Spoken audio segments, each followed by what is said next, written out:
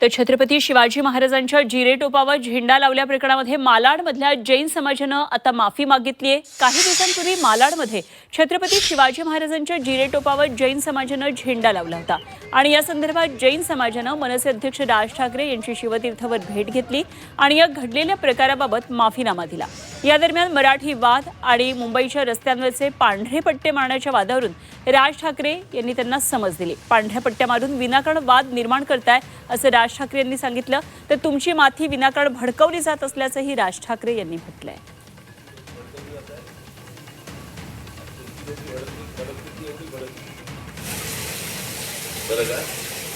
आमची लोकी भडकली तर केवढी भडकली। तुमच्याकडे तुमच्या काय तुमच्या सोसायटीमध्ये कोणी कोणी येणार असतील तुमचे तुम्ही गारबेट टाका, येऊन गेले की काढून टाका। ते राज ठाकरेंनी अशा प्रकारे आज या जैन समाजातल्या लोकांना समजावून सांगितलं, एक प्रकारे त्यांना समज दिली, विनाकारण वाद उकरून काढू नये।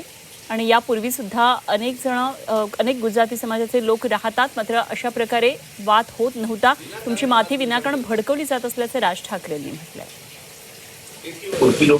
भडकतील ती एवढी भडकतील, आमची लोकी भडकली तर केवढी भडकतील।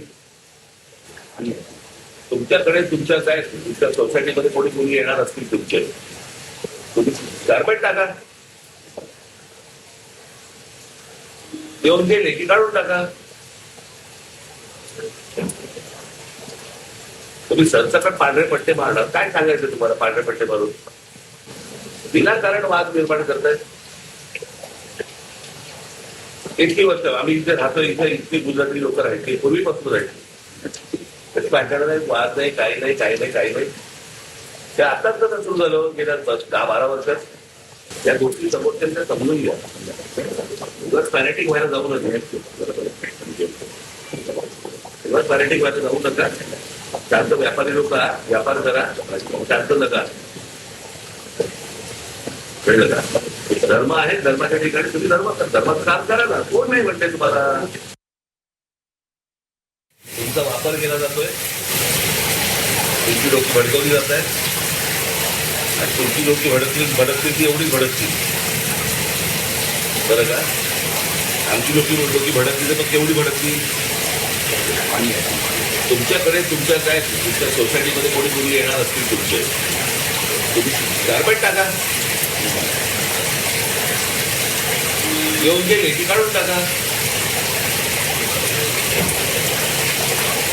तुम्ही सरसकट पांढरे पट्टे मारणार, काय सांगायचं तुम्हाला? पांढरे पट्टे मारून विनाकारण वाद निर्माण करतात।